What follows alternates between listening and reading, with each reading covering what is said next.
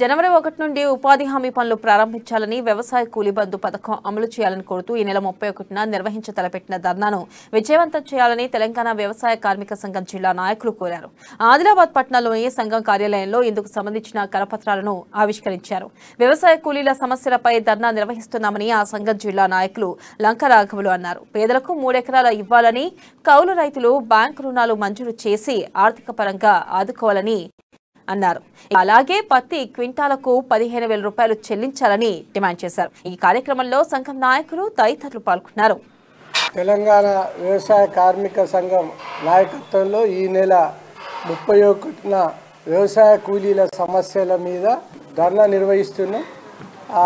ముఖ్యంగా వ్యవసాయ కూలీలకు మన ఉపాధి హామీ పథకం అనేటువంటి సక్రమంగా పకడ్బందీగా అమలు చేసి వాళ్ళకి సాయం అయ్యేటట్టు చూడాలా. కూలీలకు పేదలకు 3 ఎకరాల భూమి ప్రభుత్వం ఇస్తాన్నది ఇవ్వాలని చెప్పి కోరుతున్నాం. అట్లే కూలీ బంధు పథకాన్ని అమలు చేయాలి.